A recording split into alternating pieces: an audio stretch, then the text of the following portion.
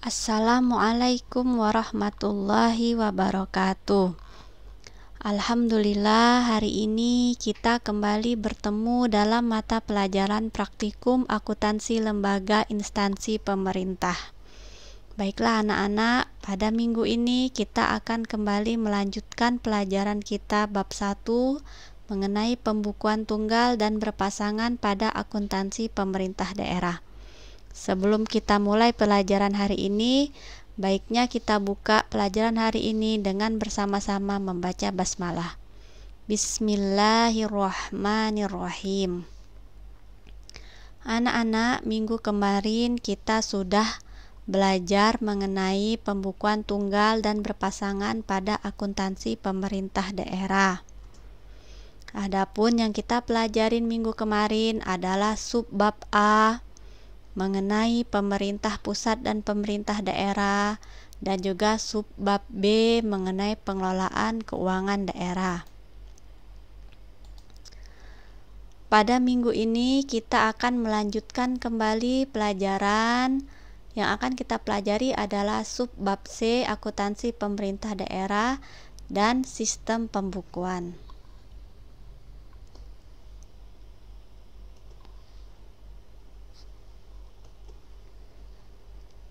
Baiklah, kita langsung buka slide-nya ya.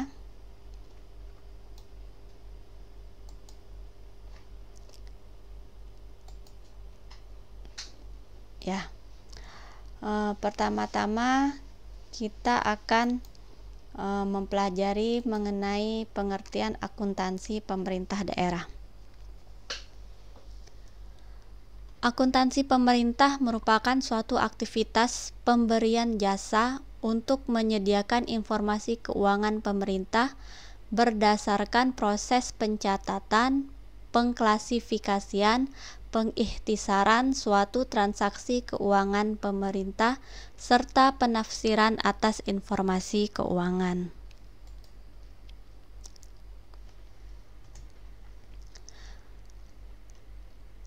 Selanjutnya, pengguna informasi akuntansi pemerintah daerah. Berdasarkan Peraturan Pemerintah Nomor 71 tentang Standar Akuntansi Pemerintah Berbasis Akrual, terdapat beberapa kelompok utama pengguna laporan keuangan pemerintah, diantaranya masyarakat, para wakil rakyat, lembaga pengawas dan lembaga pemeriksa, pihak yang memberi atau berperan dalam proses donasi, investasi dan pinjaman, serta pemerintah. Kemudian entitas akuntansi dan entitas pelaporan. Entitas akuntansi adalah unit pemerintah pengguna anggaran yang berkewajiban menyelenggarakan akuntansi dan menyusun laporan keuangan untuk digabungkan pada entitas pelaporan. Jadi entitas akuntansi ini contohnya adalah SKPD. Contoh SKPD itu apa? Contohnya misalnya dinas-dinas yang ada di bawah pemerintahan provinsi atau pemerintahan kabupaten atau pemerintahan kota. Contohnya misalnya Dinas Pendidikan Provinsi Lampung, Dinas Sosial Provinsi Lampung, Dinas Kehutanan, Dinas Pendapatan Daerah, Dinas Kesehatan dan sebagainya. Itu merupakan contoh entitas akuntansi yang berada di bawah naungan PPKD ya. PPKD itu pemerintahan daerah, misalnya PPKD-nya Provinsi Lampung ya, atau Kota Lampung ya, atau kabupaten misalnya Kabupaten Lampung Selatan ya. Nah, itu PPKD-nya. Nah, itu entitas pelaporan ya. Nah, entitas pelaporan adalah unit pemerintahan yang terdiri atas satu atau lebih entitas akuntansi yang berkewajiban menyampaikan laporan pertanggungjawaban berupa laporan keuangan. Ya, tadi entitas pelaporannya misalnya tadi Kabupaten Lampung Selatan tadi misalnya, atau misalnya Provinsi Lampung atau Kota Lampung gitu ya. Pemerintahan Kota Lampung. Nah, itu entitas pelaporan, contoh entitas pelaporannya. Nah, entitas pelaporan terdiri atas pemerintah pusat, pemerintah daerah, tadi seperti yang sudah Ibu contohkan, masing-masing kementerian negara atau lembaga di lingkungan pemerintah pusat, satuan organisasi di lingkungan pemerintah pusat atau daerah, atau organisasi lainnya jika menurut peraturan perundang-undangan suatu organisasi dimaksud wajib menyajikan laporan keuangan. Jadi inilah entitas ya yang wajib menyajikan laporan keuangan. Oke, selanjutnya peranan pelaporan keuangan. Setiap entitas pelaporan berkewajiban untuk melaporkan upaya-upaya yang telah dilakukan serta hasil yang dicapai dalam pelaksanaan kegiatan secara sistematis dan terstruktur pada suatu periode pelaporan. Adapun tujuan pelaporan keuangan, secara spesifik tujuan pelaporan keuangan pemerintah adalah untuk menyajikan informasi yang berguna bagi pengambilan keputusan dan untuk menunjukkan akuntabilitas entitas pelaporan atas sumber daya yang dipercayakan kepadanya. Tujuan pelaporan keuangan berdasarkan Peraturan Pemerintah Nomor 71 Tahun 2010 tentang Standar Akuntansi Pemerintahan (SAP) berbasis akrual antara lain: A. Menyediakan informasi mengenai posisi sumber daya ekonomi, kewajiban, dan ekuitas pemerintah. B. Menyediakan informasi mengenai perubahan posisi sumber daya ekonomi, kewajiban, dan ekuitas pemerintah. C. Menyediakan informasi mengenai sumber, alokasi, dan penggunaan sumber daya ekonomi. D. Menyediakan informasi mengenai ketaatan realisasi terhadap anggarannya. E. Menyediakan informasi mengenai cara entitas pelaporan mendanai aktivitasnya dan memenuhi kebutuhan kasnya. F. Menyediakan informasi mengenai potensi pemerintah untuk membiayai penyelenggaraan kegiatan pemerintahan. G. Menyediakan informasi yang berguna untuk mengevaluasi kemampuan entitas pelaporan dalam mendanai aktivitasnya. Adapun komponen laporan keuangan berdasarkan PP Nomor 71 Tahun 2010 tentang Standar Akuntansi Pemerintahan (SAP) berbasis akrual. Komponen laporan keuangan pemerintah terdiri atas laporan keuangan pokok dan laporan lainnya. Adapun laporan keuangan pokok terdiri atas laporan realisasi anggaran, laporan perubahan saldo anggaran lebih, neraca, laporan operasional, laporan arus kas, laporan perubahan ekuitas, dan catatan atas laporan keuangan. Asumsi dasar yang digunakan. Asumsi dasar dalam pelaporan keuangan di lingkungan pemerintah merupakan anggapan yang diterima sebagai suatu kebenaran tanpa perlu dibuktikan agar standar akuntansi dapat diterapkan, yaitu pengertian asumsi dasar. Adapun asumsi dasar yang digunakan dalam akuntansi pemerintah, yang pertama asumsi kemandirian entitas, yang berarti bahwa unit pemerintah daerah sebagai entitas pelaporan dan entitas akuntansi dianggap sebagai unit yang mandiri dan mempunyai kewajiban untuk menyajikan laporan keuangan sehingga tidak terjadi kekacauan antar unit pemerintahan dalam pelaporan keuangan. Salah satu indikasi terpenuhinya asumsi ini adalah adanya kewenangan entitas untuk menyusun anggaran dan melaksanakannya dengan tanggung jawab penuh. B. Asumsi kesinambungan entitas. Artinya laporan keuangan pemerintah daerah disusun dengan asumsi bahwa pemerintah daerah akan berlanjut keberadaannya. Yang terakhir, asumsi keterukuran dalam satuan uang.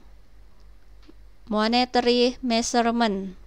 Laporan keuangan pemerintah daerah harus menyajikan setiap kegiatan yang diasumsikan dapat dinilai dengan satuan uang. Hal ini diperlukan agar memungkinkan dilakukannya analisis dan pengukuran dalam akuntansi. Kemudian selanjutnya proses penyusunan laporan keuangan pemerintah daerah. Berdasarkan PP Nomor 8 Tahun 2006, laporan keuangan adalah bentuk pertanggungjawaban pengelolaan keuangan negara atau daerah selama satu periode. Dalam rangka pertanggungjawaban pelaksanaan APBN atau APBD, setiap entitas pelaporan wajib menyusun dan menyajikan laporan keuangan dan laporan kinerja. Laporan kinerja pemerintah pusat atau daerah setidak-tidaknya terdiri atas berikut ini. A. Laporan realisasi anggaran, yakni laporan yang menggambarkan realisasi pendapatan, belanja, dan pembiayaan selama satu periode. Neraca, yakni laporan yang menyajikan informasi posisi keuangan pemerintah, yaitu aset, utang, dan ekuitas dana pada suatu tanggal tertentu. C. Laporan arus kas, yakni laporan yang menggambarkan arus kas masuk dan arus kas keluar selama satu periode, serta posisi kas pada tanggal pelaporan. D. Catatan atas laporan keuangan, yakni bagian yang tidak terpisahkan dari laporan keuangan yang menyajikan informasi tentang penjelasan pos-pos laporan keuangan dalam rangka pengungkapan yang memadai. Kepala Satuan Kerja Perangkat Daerah (SKPD) selaku pengguna anggaran menyusun laporan keuangan sebagai pertanggungjawaban pelaksanaan APBD pada SKPD bersangkutan. Contohnya tadi misalnya SKPD Dinas Kesehatan, ya, Dinas Sosial. Nah, kepala SKPD-nya, kepala Dinas Pendidikan atau Dinas Sosial dan sebagainya ini dia akan menyusun laporan keuangan, ya, sebagai pertanggungjawaban pelaksanaan APBD pada SKPD yang dia pimpin. Kemudian akan menyampaikannya kepada gubernur, bupati, wali kota melalui pejabat pengelola keuangan daerah (PPKD). PPKD selaku bendahara umum daerah menyusun laporan keuangan sebagai pertanggungjawaban pengelolaan perbendaharaan daerah untuk memenuhi pertanggungjawaban pelaksanaan APBD.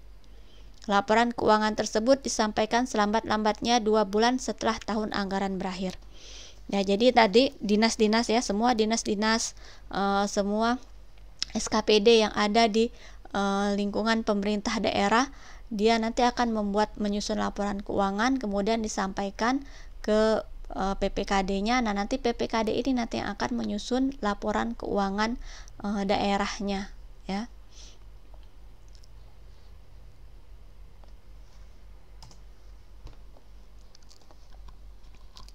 Yang selanjutnya, sistem pembukuan dalam pemerintah daerah.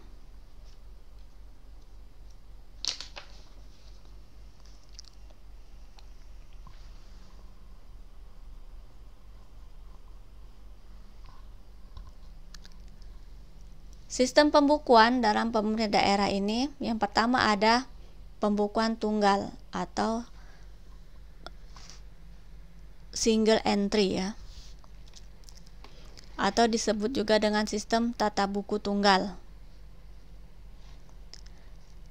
Dalam sistem ini, pencatatan transaksi ekonomi dilakukan dengan mencatatnya satu kali.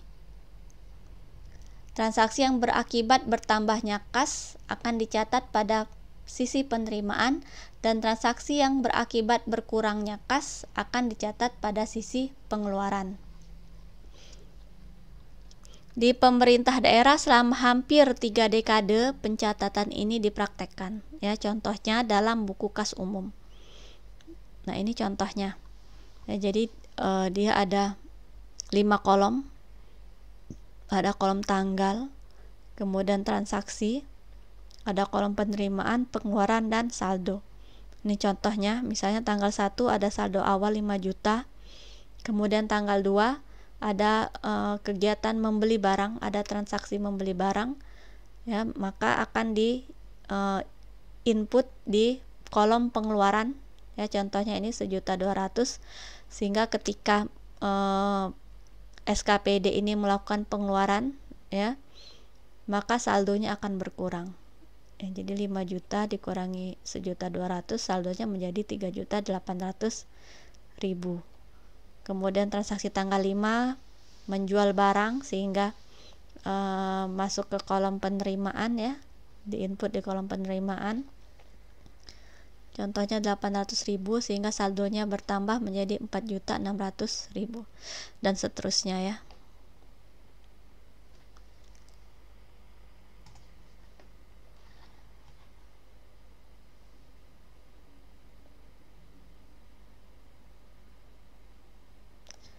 Sistem pencatatan single entry atau tata buku ini memiliki beberapa kelebihan. Yang pertama, sederhana dan mudah dipahami. Namun, sistem ini memiliki kelemahan. Antara lain, kurang bagus untuk pelaporan. Ya, karena kurang memudahkan penyusunan laporan keuangan. Sulit untuk menemukan kesalahan pembukuan yang terjadi dan sulit dikontrol. Selanjutnya, pembukuan berpasangan double entry. Sistem pencatatan double entry disebut juga sistem tata buku berpasangan dan merupakan cikal bakal ilmu akuntansi yang dicetuskan oleh Luca Pacioli dalam artikelnya yang berjudul Summa Arithmetica Geometri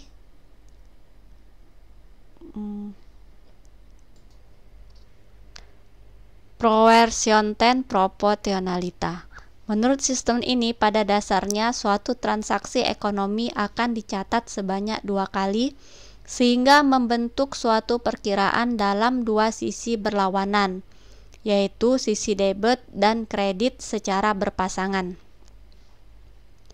Sistem pembukuan berpasangan pada dasarnya suatu transaksi akan dicatat 2 kali, pada sisi debit dan sisi kredit. Nah, ini contohnya ya, contoh format pembukuan berpasangan.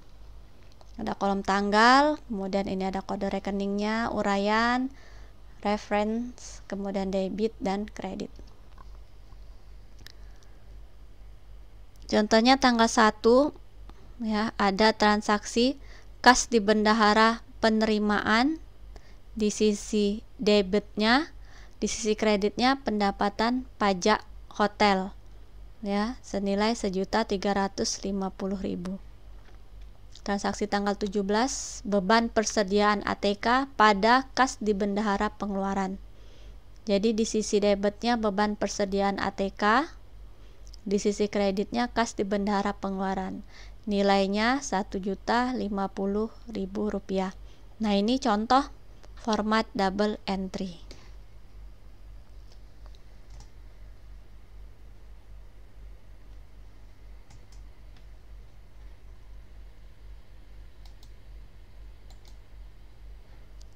Oke, selanjutnya basis akuntansi yang digunakan.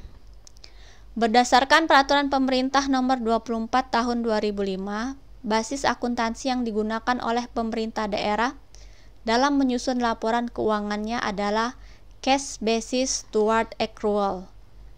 Menurut basis ini, pengakuan pendapatan, belanja, dan pembiayaan dalam laporan realisasi anggaran menggunakan basis kas, dan untuk pengakuan aset, kewajiban, dan ekuitas dalam neraca menggunakan basis akrual.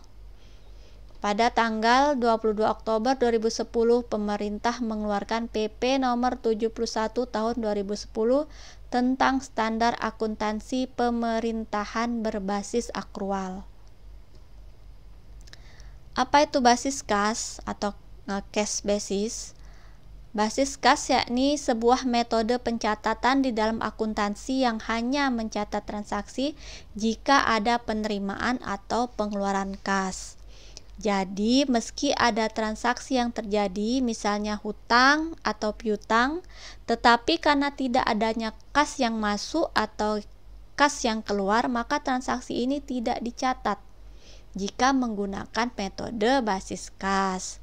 Contohnya, jika Anda menerima pendapatan dari perusahaan lainnya, tetapi uangnya Anda terima nanti, maka transaksi tersebut tidak akan dicatat, karena ini tidak ada kas yang masuk dan ini tidak dianggap sebagai pendapatan.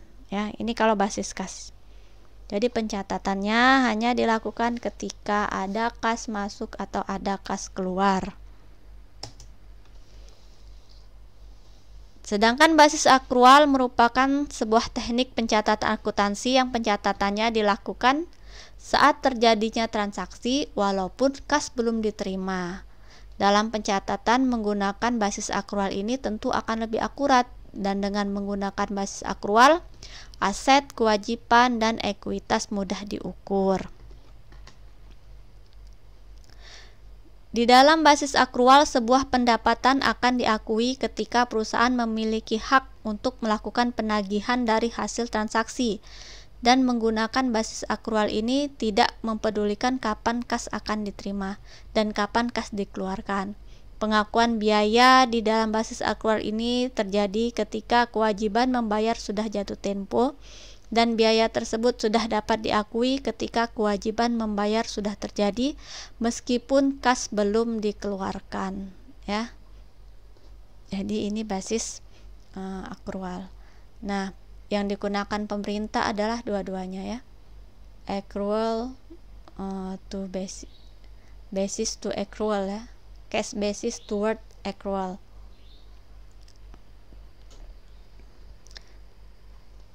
Oke, ini untuk pelajaran bab 1 sudah selesai, ya. Minggu depan kita akan lanjutkan ke bab 2. Jadi ini kita masih teori, ya. Teori mengenalkan apa itu akuntansi pemerintahan.